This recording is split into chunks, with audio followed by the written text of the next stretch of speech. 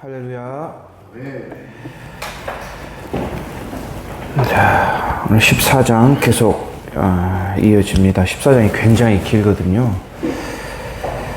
자, 어제 그 시몬의 집에서 이 마리아가 옥합을 깨뜨렸죠. 또 그날 저녁 다락방에서 제자들과 최후의 만찬을 드시고 제자들의 발을 닦아주시는 그런 사건이 있었습니다. 이제 감람산으로 이동합니다. 기도하려고 이동했지요. 자, 27절 너희가 모두 나를 버릴 것이라 말씀하셨습니다. 제자들이 스승을 버리고 떠날 것을 미리 알고 계셨죠. 그럼에도 예수님은 혼자 가지 않으셨습니다. 제자들을 마지막까지 챙기고 돌보시고 보살피는 우리 예수님의 모습이 보이죠. 내 믿음이 부족하다고, 내가 연약하다고 알고 계셨음에도 언제나 나를 놓지 않으시는 분이죠. 3번이나 베드로는 부인했죠. 배신했습니다. 유다는 예수를 팔았습니다. 그럼에도 우리 주님은 묵묵히 자기가 지어야 할 사명을 감당하셨죠. 이것이 주님의 놀라운 사랑이죠. 나는 부인하고 배신해도 우리 주님은 절대 나를 놓지 않으신다. 왜냐? 우리 아버지는 선한 목자가 되기 때문이지요. 나는 선한 목자라.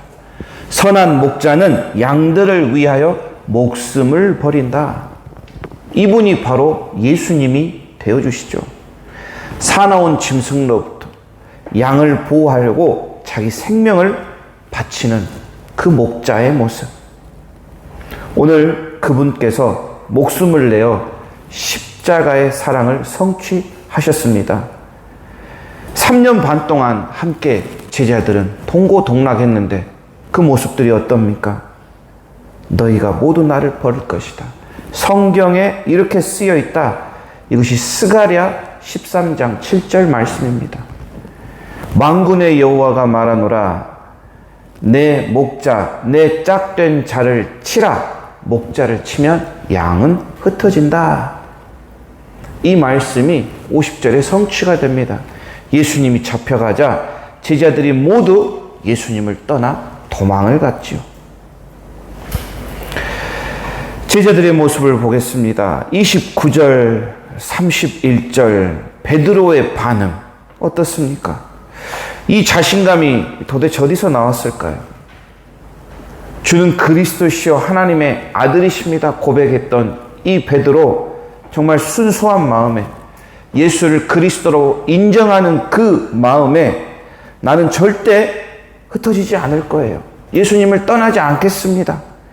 주님과 함께 죽을지언정 절대로 부인하지 않겠습니다. 차라리 주님과 함께 죽겠습니다. 정말 자신의 확신에 찬 이런 모습으로 대답하죠. 한편으로 보면 베드로의 신앙은 순수한 신앙일 수 있습니다. 진실된 마음으로, 결단하는 마음으로 정말 그렇게 하려고 자기는 그렇게 대답했을 수도 있죠. 하지만 중요한 것은 이 신앙이라는 것, 이 믿음이라는 것, 주님을 따른다는 것은 내 의지, 내 결심, 내 마음만 가지고 자신감으로 하는 것이 아니죠. 언제나 나는 연약합니다. 나는 아무것도 아닙니다. 나는 할 수 없습니다. 내가 나를 부인할 때, 내가 부인이 될 때, 그때 성령이 임하고 내 믿음이 확고해지는 것이죠.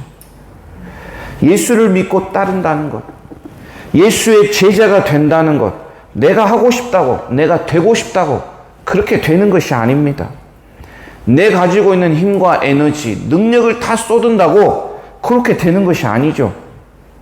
이것은 하늘에 계신 하나님께서 허락해 주셔야만, 은혜를 내려 주셔야만 그렇게 될 수 있습니다. 우리가 하나님의 말씀에, 하나님의 뜻에 순종할 때, 예수님의 말씀에 순복할 때 성령께서 도와주신다는 것입니다. 예수 제자의 길, 예수를 부인하지 않도록 성령이 잡아준다는 것, 함께 해준다는 것이죠. 다른 제자들은 도망갈지라도 저는 안 그럴 겁니다. 확신하죠? 어찌 보면 이것은 또 다른 모습으로 굉장히 교만한 모습이 수도 있습니다. 베드로는 자기가 얼마나 미약하고 나약한 존재라는 것을 알지 못했기 때문이죠. 32절 겟셋마네 동산으로 가시죠. 이 겟셋마네라는 곳이 기름을 짜는 틀이라는 그런 곳에 의미가 담겨 있습니다. 감람산이죠. 올리브유가 많이 있습니다. 그 올리브를 따서 기름을 짜는 그곳에 가서 예수님은 기도하셨는데 누가복음 22장에 보니까 예수께서 습관을 쫓아 감람산에 가심에 제자들도 쫓았다 그랬습니다. 늘 습관처럼 언제 어디서나 기도로 하나님과 교제하셨던 예수님이죠.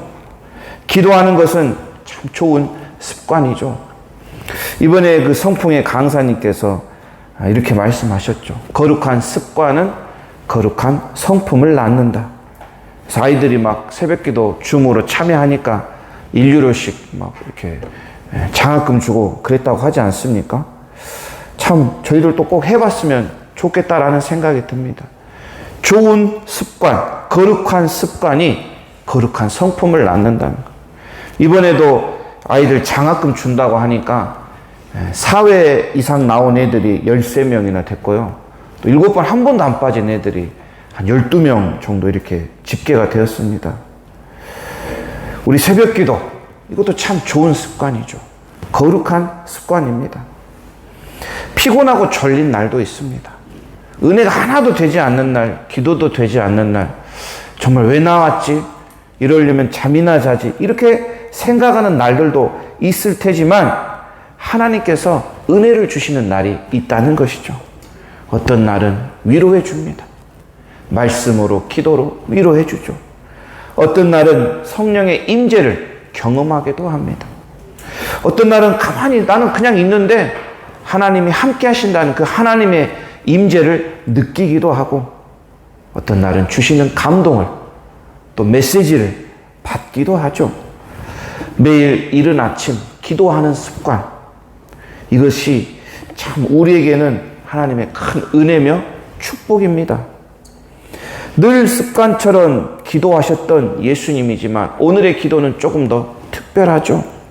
마지막 기도이면서 하나님이 아들로서 이 땅에 오신 그 예수님의 인성, 인간으로 오신 예수님의 모습을 절실하게 보여주고 있습니다. 예수님은 금식하실 때 배고픔을 느끼셨죠. 또 전도하러 다니실 때 피곤함을 느끼셨습니다.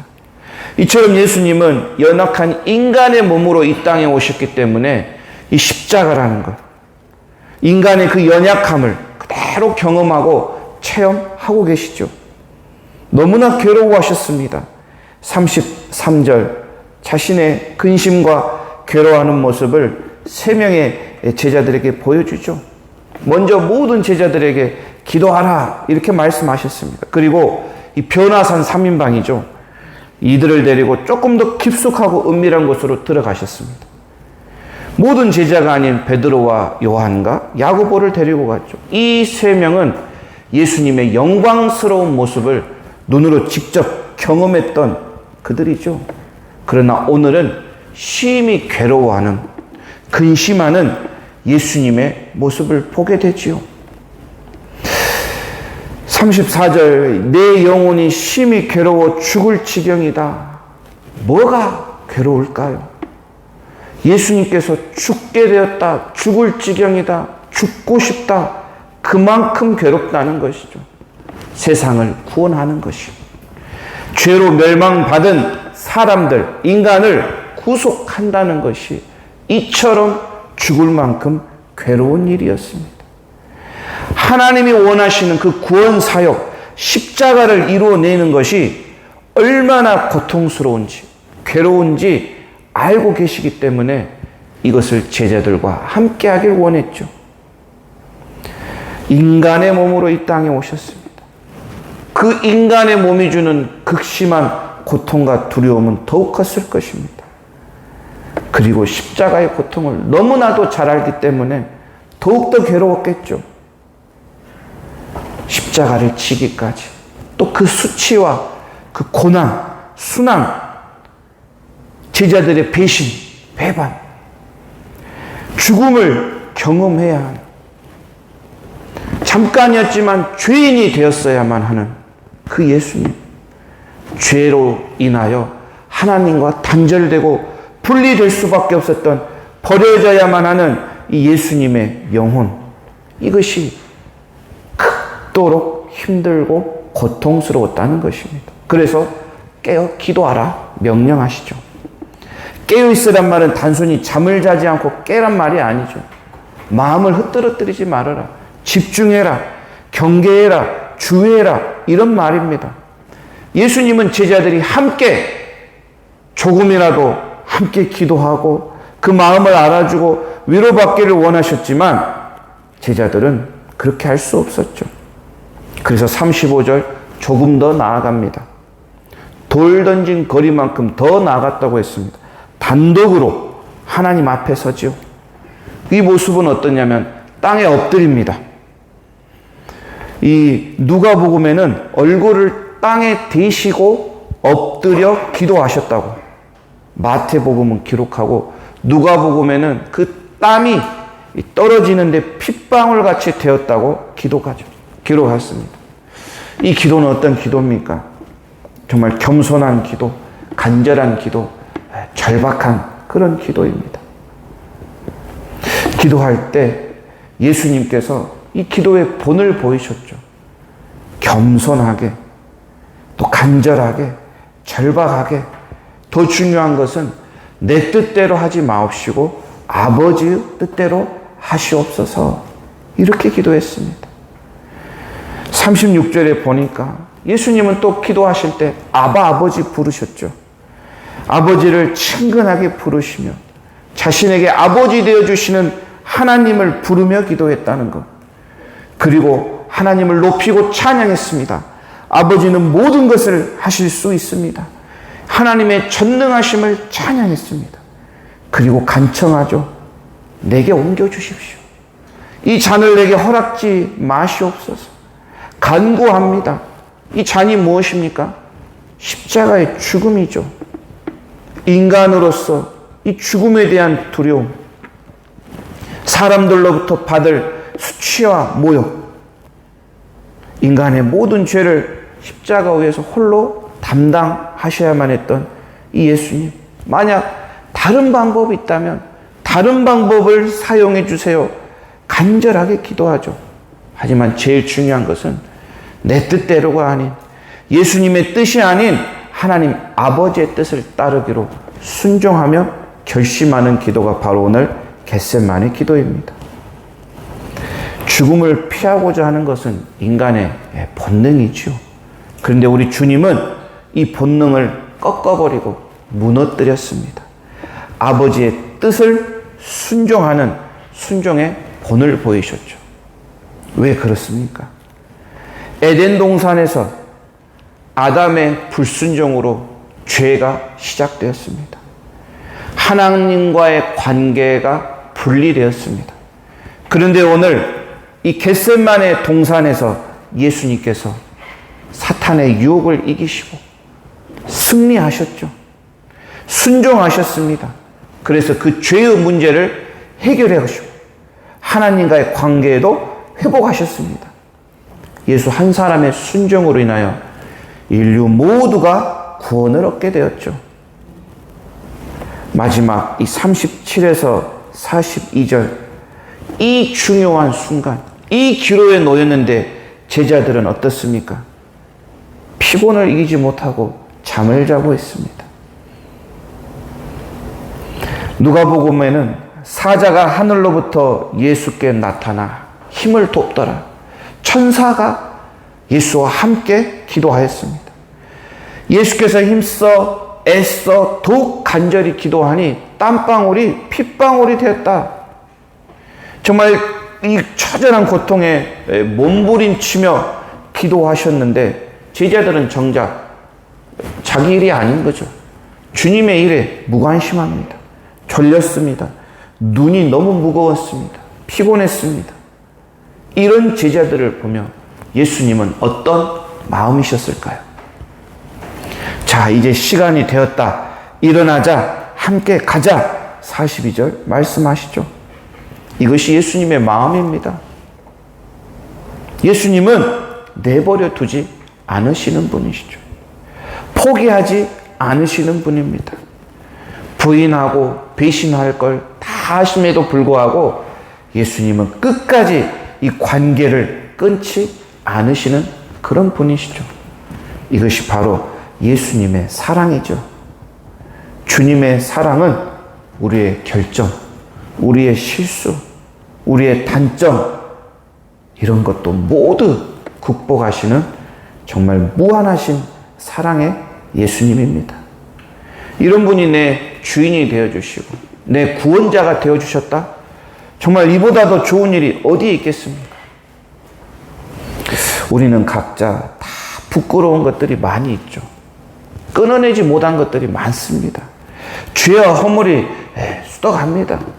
그럼에도 우리 주님은 나의 죄와 불순종 때문에 나를 버리지 않는다는 사실을 꼭 기억하시기 바랍니다.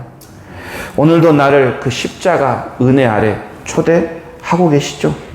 내 죄를 다 씻기시고 이 세상이 줄 수 없는 평안과 은혜를 주기 위하여 오늘도 이 자리에 불러주신 줄 믿습니다. 일어나라, 함께 가자, 이렇게 말씀하시죠. 오늘도 주님과 함께 동행하는 하루가 되기를 원합니다. 기도하겠습니다.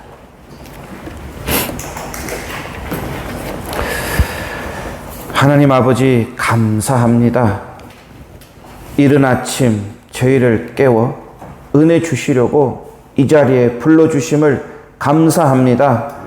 새벽 예배 나올 수 있는 건강 주시고 마음 주시고 믿음 주시니 감사합니다. 오늘 예수님의 겟세마네 기도를 기억합니다. 땀방울이 핏방울로 변할 만큼 간절히 기도하셨던 예수님, 오늘 아침 저희에 드리는 간절한 기도를 들어주시고 받아 주시옵소서. 우리의 기도가 더욱더 낮아지는 기도, 겸손한 기도, 정말 간절한 기도, 순종의 기도가 되기를 원합니다. 저희의 약하고 어리석음을 너무나도 잘 아시는 주님, 마음은 원하지만 육신이 연약한 저희를 기억하여 주시옵소서. 이 연약함으로 세상에 나아갈 때, 세상에서 살아갈 때 성령을 보내주셔서 저희를 간건케 하시고 하루하루 주님께 영광 돌리는 그런 삶을 살도록 인도하여 주시옵소서. 오직 십자가의 은혜와 사랑만 바라보기를 원합니다. 세상에 미련한 것을 택하여 지혜 있는 사람들을 부끄럽게 하시고 약한 것들을 택하여 강한 것들을 부끄럽게 하시는 주님께서 저희들을 들어 사용하여 주시기를 간절히 원합니다. 저희의 예배를 기뻐 받아주시고 오늘도 드려지는 예물, 또 우리가 드리는 정성스러운 기도를 주님께 올려 드리오니 모든 그 주님 기뻐 받아 주시옵소서. 감사하며 살아계신 예수님의 이름으로 기도드립니다. 아멘.